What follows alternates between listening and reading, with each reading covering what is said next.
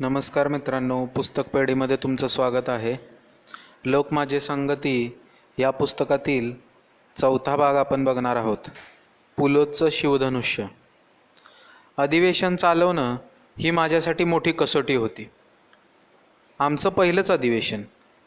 एकीकडे मी व सुंदरराव सोळंके वगळता कुणालाही मंत्रिपद सांभाळण्याचा अनुभव नाही, तर दुसरीकडे प्रशासनाची, सरकारमधल्या खाचाखोचांची माहिती असणारा अनुभवी आणि तगडा विरोधी पक्ष समोर. अशी स्थिती होती.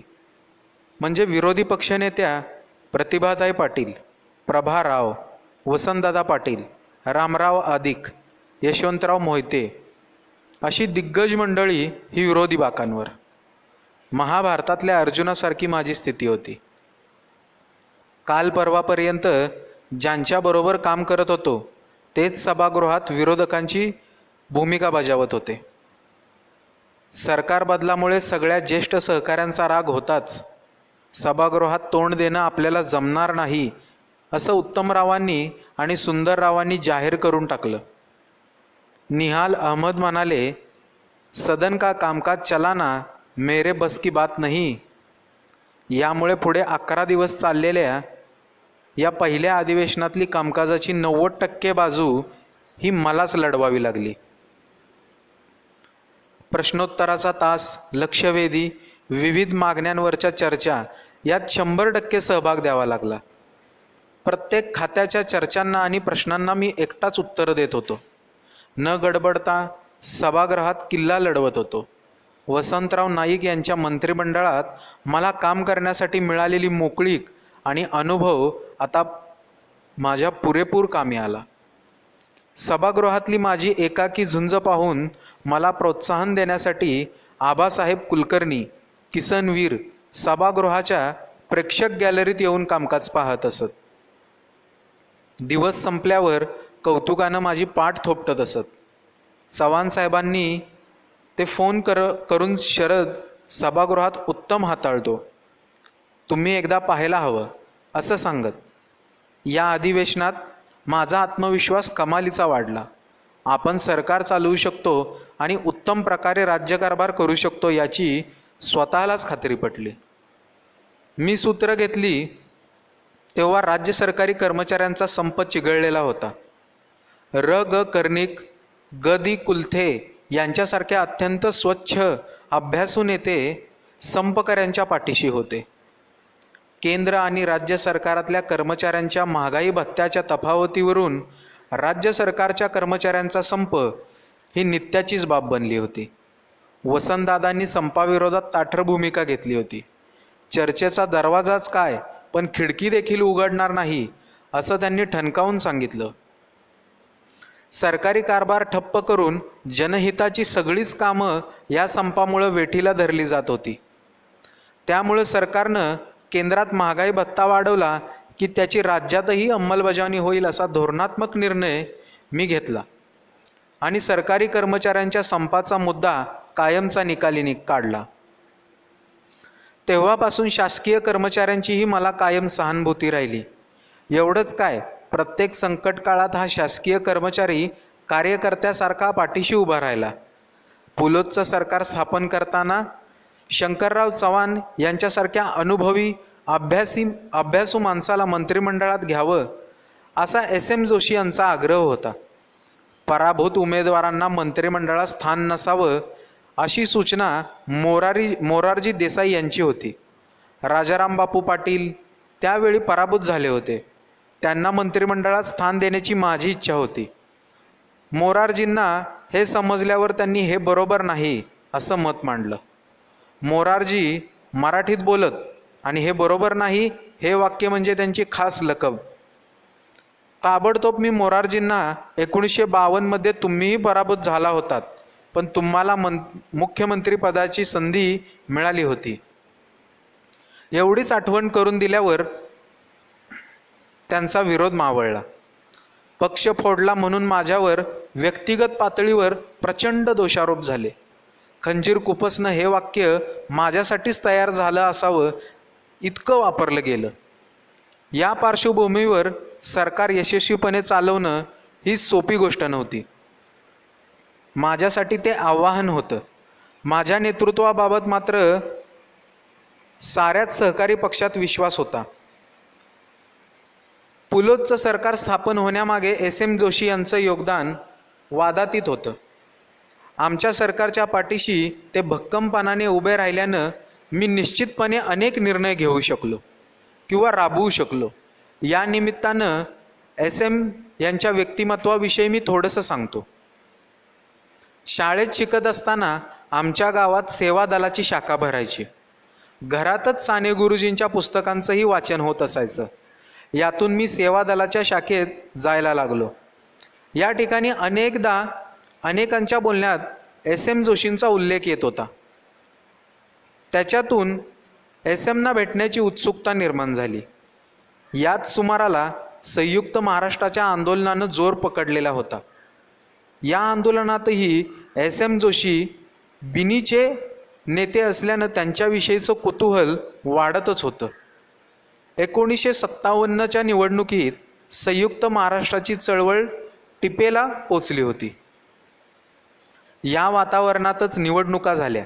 या निवडणुकीत पुणे जिल्ह्यात इंदापूर वगळता सगळ्या विधानसभा मतदारसंघात काँग्रेस साफ झाली. या लढतीमधील सर्वात रंगतदार लढत कसबा मतदारसंघात होती. पुण्यातले काँग्रेसचे मातब्बर नेते आणि पुण्याचे पहिले महापौर बाबूराव सनस यांच्याविरुद्ध एस.एम. जोशी यांच्यातली ही चुरशीची लढाई होती. या निवडणुकीत एस.एम. निवडून आल्यावर त्यांच्याविषयीचं आकर्षण आणखी वाढलं होतं. मी महाविद्यालयीन शिक्षणासाठी पुण्यात आल्यावर एस.एम. यांचं भाषण जिथे कुठे असेल तिथे ऐकायला मला फार आवडायचं. पुण्यातल्या लक्ष्मी रोडवरच्या काकाकुवा मॅन्शनमध्ये त्यावेळी एस.एम. असायचे. मग तिथे आम्ही त्यांना भेटायला जात असू.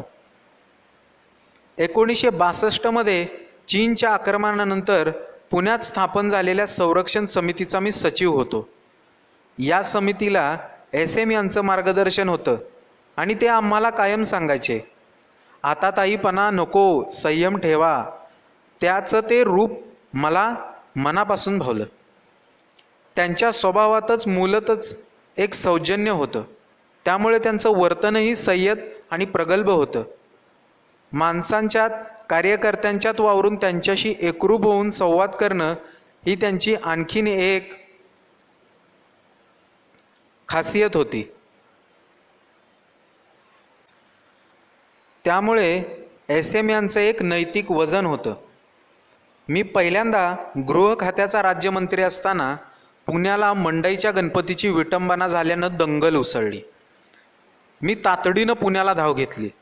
शहराच्या त्यावेळेसच्या आयुक्तांनी दंगलग्रस्त भागाचा दौरा करताना एस.एम.ना बरोबर घेण्याची विनंती केली. वातावरण एवढं प्रक्षोभक होतं की आम्ही दंगलग्रस्त भागाचा दौरा करत असतानाही दगडफेक सुरू होती. गणेश पेठेतल्या डुल्या मारुती चौकात जेव्हा आम्ही गेलो तेव्हा तिथे हिंस्त्र जमाव समोर आला. जमाव जाळपोळीची भाषा करत होता. एस.एम. सरळ गाडीतून उतरले आणि आधी मला पेटवा असं म्हणत जमावात घुसले. त्यांचं ते धैर्य विलक्षण होतं. एस.एम. यांचं नैतिक वजन असल्यानं जमाव थांबला. त्यांच्या व्यक्तिमत्वातल्या त्या सामर्थ्याचा अनुभव मी घेतला. त्यातून एस.एम. यांच्याविषयी आदर अधिकच वृद्धिगत झाला. असंच त्यांचं रूप मी मराठवाडा नामांतराच्या दंगली उसळल्यावरही पाहिलं. भले भले मराठवाड्यातले रोषाला सामोरे जायला तयार नसताना एस.एम. माझ्याबरोबर आले. लोकांच्या संतापाला न डगमगता सामोरे गेले. साधारणतः 1980-81च्या दरम्यान महाराष्ट्रामध्ये कन्नड सक्तीच्या विरोधात एक समिती स्थापन करण्यात आली होती. समितीच्या अध्यक्षपदी एस.एम. होते. महाराष्ट्रातल्या प्रमुख नेत्यांनी आपल्या कार्यकर्त्यांसह प्रत्यक्ष बेळगावला जाऊन सत्याग्रह करावा आणि सीमा प्रश्नाशीही असलेली महाराष्ट्राची बांधिलकी व्यक्त करावी असा निर्णय घेण्यात आला. आंदोलनाची पद्धतही बैठकीमध्ये निश्चित करण्यात आली होती. केवळ एका दिवसाचा सत्याग्रह असं न करता सातत्याने एकामागोमाग एक अशा आंदोलनाची रूपरेषा ठरवण्यात आली. आता यातल्या प्रत्येक सत्याग्रहाचं नेतृत्व कुणी करावं? एसएमनी पहिल्या सत्याग्रहाचं नेतृत्व माझ्याकडे दिलं. ठरल्यानुसार मी बेळगावात प्रवेशबंदी असूनही बेमालूमपणे घुसून सत्याग्रह केला. मात्र पोलिसांनी आमच्यावर अमानुष लाठीमार केला. अटक करून आम्हाला घटप्रभा धरणावरच्या डाक बंगल्यावर नेऊन ठेवलं. आम्हा कार्यकर्त्यांवर पोलिसांकडून झालेल्या लाठीमारामुळे एसएम खूपच अस्वस्थ झाले होते. ते तडक बेळगावला पोचले आणि डाक बंगल्यावर आम्हाला भेटायला आले. त्यांनी मला जवळ घेतलं आणि अंगावरचा शर्ट काढायला सांगितला. माझ्या पाठीवर लाट्यांच्या प्रहारामुळे उमटलेले वळ बघून प्रचंड भावनाविवश झालेले आणि त्यांच्या डोळ्यातून घळाघळा पाणी आलं. अत्यंत मायेने त्यांनी पाठीवरून हात फिरवला. एस एमसारख्या आयुष्यभर सर्वसामान्यांनी संघर्ष केलेल्या अनेक अन्यायांना सामोरं गेलेल्या ऋषितुल्य नेत्यांचं एक वेगळं रूप त्या दिवशी मला अनुभवायला मिळालं. सहकाऱ्यांवर आणि कार्यकर्त्यांवर प्रेम करणारा, आम्ही भोगलेल्या यातना आपल्याशा करणारा असा संवेदनशील नेता. चळवळीशी एवढा एकरूप झालेला माणूस मी क्वचितच पाहिला आहे. एस एम यांच्या स्वभावातली मी दिल्लीतली अनुभवलेली घटना. सेंट्रल हॉलमध्ये आलेल्या आम्हा साऱ्यांना घेऊन एस एम संवाद करायचे, प्रेमानं खाऊ पिऊ घालायचे. एस एम धनिक नव्हते, पण आपल्याबरोबरांच्या प्रत्येकाची काळजी ते स्वाभाविकपणे घ्यायचे. दिल्लीत आलेल्या अनेकांची रेल्वे तिकीटं काढण्यासाठी एस एम स्वतः जायचे. पुण्याचा महापौर बनण्याची संधी असो किंवा महाराष्ट्राचं नेतृत्व करण्याची आलेली संधी असो, त्यांनी ती स्वतः न घेता अन्य सहकाऱ्यांना दिली. पदाची अभिलाषा न बाळगता आयुष्यभर लोकांशी घट्ट नातं टिकवून धरणारं एस एम यांचं नेतृत्व माझ्या मनात कायमचं घर करून गेलं. पुलोत सरकारमध्ये नेतृत्वाबरोबरच निर्णय घ्यायला लागणारी पूर्ण मोकळीकही लाभली. माझ्या बहुतेक अनुभवी सहकाऱ्यांनी माझ्या निर्णयांना पाठिंबा दिला. त्यामुळे यशवंतरावांच्या इच्छित दिशेला गती देता आली. रोहियो महाराष्ट्रात अस्तित्वात होती, पण त्याचं कायद्यात रूपांतर हे पुलोतच्या कारकिर्दीत झालं. मराठवाडा विद्यापीठाच्या नामांतराला माझ्या सरकारच्या काळात वेग आला. डॉक्टर बाबासाहेब आंबेडकर, महात्मा फुले, छत्रपती शाहू महाराज यांच्या विचारांच्या प्रचारासाठी साहित्य निर्मिती करण्याचा प्रारंभ याच काळात झाला. कृष्णा गोदावरीचं महाराष्ट्राच्या वाट्याचं पाणी उचलण्यासाठीचे निर्णय याच कालावधीत झाले. याचं मला समाधान आहे. या सगळ्यांच्या बरोबरीनं दिल्लीमधल्या मुख्यमंत्र्यांच्या बैठकींना किंवा परिषदांना उपस्थित राहण्याच्या संधीमुळं देशातल्या कर्पुरी ठाकूर, बिजू पटनाईक, भैरोसिंह शेखावत, प्रकाशसिंह बादल अशा इतर मुख्यमंत्र्यांशी माझं मैत्र प्रस्थापित झालं. राजकारणातल्या माझ्या कक्षा या कालावधीमुळे विस्तारल्या. महाराष्ट्रात मी जनता पक्षाला माझ्यासोबत घेऊन सरकार चालवत होतो, पण केंद्रातल्या जनता पक्षाच्या नेत्यातले मतभेद तीव्र व्हायला लागले. जनता पक्षाच्या सरकारला अंतर्गत कलहानं घेरल्याचं अधिकाधिक स्पष्ट होऊ लागलं. पंतप्रधान मोरारजी देसाई आणि चरणसिंग यांच्यातल्या मतभेदांनी टोक गाठलं. जनसंघाच्या खासदारांच्या राष्ट्रीय स्वयंसेवक संघाशी असलेल्या संबंधावरून समाजवादी गटानं अटीतटी गाठली होती. अखेर या साऱ्यांची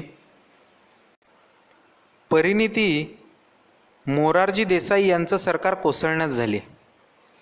जनता पक्षातल्या सर्वाधिक मोठ्या गटाच्या भारतीय लोकदलाच्या पाठिंब्याच्या तोंडी आधारावर चौधरी चरणसिंग यांनी सरकार स्थापनेचा दावा केला. राष्ट्रपती नीलम सज्जीव रेड्डी यांनी त्यांना सरकार स्थापन करण्याची संधी दिली, परंतु अर्थातच लोकसभेचे बहुमत सिद्ध करण्याचे निर्देशसुद्धा दिले. चरणसिंग यांच्या सरकारमध्ये चव्हाण साहेब आणि ब्रह्मानंद रेड्डीही सहभागी होते. इंदिराजींनी चरणसिंग यांना आपल्या पक्षाचा पाठिंबा दिला होता, पण सभागृहात बहुमत सिद्ध करण्यापूर्वीच पाठिंबा मागं घेतल्यानं चरणसिंग सरकार कोसळलं. 22 डिसेंबर 1979 या दिवशी लोकसभा बरखास्त झाली. जनता पक्षाच्या नेत्यांमधल्या सुंदोबसुंदीमुळे भारतीय प्रजेचा भ्रमनिरास झाला होता. जानेवारी 1980 लोकसभेच्या मुदतपूर्व निवडणुका जाहीर झाल्या. या निवडणुकीत 354 जागांसह स्पष्ट बहुमत मिळवून इंदिरा गांधी पुन्हा पंतप्रधानपदी विराजमान झाल्या. केंद्रातल्या या घडामोडींचे पडसाद राज्यातही उमटत होते. महाराष्ट्र विधानसभेचं हिवाळी अधिवेशन नागपूरमध्ये सुरू होतं. नामांतरावरून मराठवाड्यात नुकत्याच दंगली झाल्या होत्या. दलितांवर हल्ले झाले होते. या पार्श्वभूमीवर देशाचं नवं गृहमंत्री ग्यानी झैलसिंग यांचा मला फोन आला. त्यांनी मला दिल्लीत भेटायला बोलवलं. नामांतराच्या निर्णयानंतर मराठवाड्यात झालेल्या अंशतः परिस्थितीबाबत माझ्याशी चर्चा करायची होती, असं झैलसिंग यांनी सांगितलं. विधिमंडळाचं अधिवेशन संपायला 2च दिवस बाकी आहेत. ते झालं की मी पोचतो, असं मी त्यांना सांगितलं. ठरल्याप्रमाणे मी दिल्लीला गेलो. विमानतळावरच मला निरोप मिळाला. महाराष्ट्र सदनाला न जाता थेट नॉर्थ ब्लॉकमधल्या गृहमंत्र्यांच्या कार्यालयातच पोचा. मी गेलो. झैलसिंग यांनी भेटता क्षणीच सांगून टाकलं, माझं कोणतंही काम नाही. पंतप्रधान इंदिरा गांधी तुम्हाला भेटू इच्छितात. मी बुचकुळ्यात पडलो. मी इतक्यात म्हणालो, पंतप्रधान झाल्याबद्दल त्यांचं अभिनंदन करण्यासाठी मी जाणारच होतो, पण मी वेळ घेतलेली नाही. झैलसिंग म्हणाले, वेळ घेण्याची गरज नाही, आपण थेट इंदिराजींकडेच जाऊ. इंदिराजी 24 विलिंग्टन क्रिसेट या बंगल्यात राहत असत. आम्ही तिथे पोचलो. त्यांच्या कार्यालयात जाऊन स्थानापन्न झाल्या क्षणी झैलसिंग म्हणाले, मी निघतो. इंदिराजींना फक्त तुमच्याशीच बोलायचं आहे. एवढं बोलून ते निघून गेले. 2-4 मिनिटात इंदिराजी पोचल्या. आमच्या या भेटीत थोडं अवघडले पण होतं. त्या आल्यावर पंतप्रधान झाल्याबद्दल मी त्यांचं अभिनंदन केलं. एकमेकांची ख्याली खुशाली विचारली. त्यानंतर त्या म्हणाल्या, despite all orders you are managing well. त्यांच्या या विधानानं मी दुग्ध्यात पडलो. मग मी त्यांचा एक सरळ प्रश्न आला, आता पुढे काय? मी म्हणालो, जसं आता सुरू आहे तसंच मार्गक्रमण करणार. त्यावर त्यांनी आणखी एक धारदार विधान केलं. तुमच्यात एक दोष आहे, वरिष्ठांची साथ तुम्ही सोडत नाही. असं त्यांचा रोख यशवंतरावाकडे होता. त्यांचं त्यानंतरचं वाक्य अधिकच थेट होतं. त्या म्हणाल्या, आज काँग्रेस विचारसरणीच्या तरुण पिढीनं एकत्र येऊन काम करायला हवं. त्यावेळी काँग्रेसमधलं युवकांचं नेतृत्व संजय गांधी यांच्याकडे होतं. मीही सरळ विचारलं, तुम्ही संजय गांधींच्या संदर्भात बोलताय का? त्यावर इंदिराजींचा प्रतिप्रश्न होता, का नाही? तुम्ही तरुणांनी एकत्र येऊन देशाचं भवितव्य घडवायला हवं. आम्ही किती दिवस ही जबाबदारी उचलायची? तुम्ही युवकांनी ही जबाबदारी घ्यायला हवी. त्यांचा सूर लक्षात घेऊन मी म्हणालो, आम्ही कशी जबाबदारी घेणार? तुमच्या पक्षाला स्पष्ट बहुमत मिळालेलं आहे. आमच्या पक्षाचे महाराष्ट्रातून एकमेव खासदार निवडून आले आहेत, ते म्हणजे यशवंतराव चव्हाण. चव्हाण साहेबही पक्षापेक्षा त्यांच्या व्यक्तिमत्व किंवा व्यक्तिगत बळावर निवडून आले आहेत, असं म्हणणं योग्य ठरेल. यावर त्या म्हणाल्या, निवडणूक निकाल आला हिदा. मागच्या निवडणुकीत संजय आणि मी दोघंही पराभूत झालो होतो. पक्ष सत्तेबाहेर फेकला गेला होता, पण आज आम्ही पुन्हा सत्तेत आहोत. निवडणुका येत जात राहतात, त्यात यश अपयशही येत असतं. तो काही मुद्दा नाही. तुम्ही ठरवलं तर तरुण नेतृत्वाला पाठबळ देऊ शकता. देशाचं प्रशासन तुम्ही चालवू शकता. यावर मी पुन्हा म्हणालो, तुम्ही माझ्या क्षमतेविषयी विश्वास प्रकट केल्याबद्दल मी आभारी आहे. त्या झटदिशी उभारल्या. मला तुमच्या कर्तृत्वाबद्दल खात्री आहे. त्यांच्या या विधानावर मग तुम्हीच मला पाठिंबा का देत नाही? असं मी म्हणताच त्या मोकळेपणानं हसल्या. आमची चर्चा तिथेच संपली हे सांगायची गरज नाही. मी मुंबईत परतलो तो शनिवार होता. माझे उद्योगपती मित्र माधवराव आपटे आणि त्यांच्या पत्नी श्री व सौ नसलीवाडिया, श्री व सौ अरुण डहाणूकर अशा स्नेहांच्या बरोबर आरे कॉलनीत दिवसभर गप्पा गोष्टी झाल्यावर उशिरा घरी आलो. तो दिवस खग्रास सूर्यग्रहणाचा असल्यामुळे ग्रहण कुणाला लागणार यावर आमच्यात चर्चाही झाली होती. रात्री 12च्या सुमाराला राज्याचे मुख्य सचिव LS लुल्ला माझ्याकडे आले. पुलोदचं सरकार बरखास्त करण्यात आल्याचा आदेश त्यांनी वाचून दाखवला. इंदिराजींची आणि माझी भेट झाल्यापासून 48 तासात हा निकाल आला होता. नवं नेतृत्व स्वीकारण्याचा त्यांचा प्रस्ताव मी फेटाळला होता. मला एक संधी देऊन बघण्याची त्यांची इच्छा होती असं म्हणता येईल. ही संधी मला घ्यायची नव्हती, तेही तितकंच खरं. सरकार बरखास्तीमुळे साहजिकच मुख्यमंत्री पदावरूनही पायउतार झालो. मुख्यमंत्रीपदी नसताना सरकारी निवासस्थानात राहणं माझ्या स्वभावात नव्हतं. माझ्या आयुष्यात एक पथ्य मी कायम पाळत आलो आहे. ज्यावेळी माझी मंत्रिपदं गेली त्यावेळी मी 24 ते 48 तासात सरकारी निवासस्थान सोडून दिलं आहे. माझ्या सगळ्या उद्योगपती मित्रांना निर्णय कळला. त्यांनी, प्रतिभानं आणि मी मिळून सामान आवरलं. पुन्हा माहेश्वरी मॅन्शनमध्ये राहायला गेलो. दुसऱ्या दिवशी वानखेडे स्टेडियमवर क्रिकेटची टेस्ट मॅच होती. माझ्याकडे जुनी फिॲट होती. सरकारी गाडी गेली होती. स्वतःच ड्रायव्हिंग करत माझ्या फिॲटमधून आम्ही दोघं स्टेडियमवर गेलो. समालोचकानं मी आल्याचं जाहीर करताच अख्ख्या स्टेडियमनं उभं राहून आमचं स्वागत केलं. मुख्यमंत्रीपद गेल्यावर सुद्धा मिळालेली ही मानवंदना मनावर कायमची कोरली गेली. महाराष्ट्रातला सर्वात तरुण मुख्यमंत्री होण्याची संधी माझ्याकडे पुलोदमुळे चालून आली. देशातल्या एका प्रगत राज्याचं मुख्यमंत्रीपद अत्यंत कसोटीच्या काळात घटक पक्षांना बरोबर घेत जनतेला विश्वास देत मी सांभाळलं. प्रशासकीय कौशल्य सिद्ध करून नोकरशाहीच्या मनातही स्थान मिळवलं. माझ्या राजकीय कारकिर्दीतलं एक महत्त्वाचं शिखर दमदारपणे सर केलं. सत्ता जात असतानाही जनहिताचे निर्णय घेणारा कार्यक्षम मुख्यमंत्री असं माझ्याबद्दल बोललं जात होतं. हे समाधान मोठं होतं.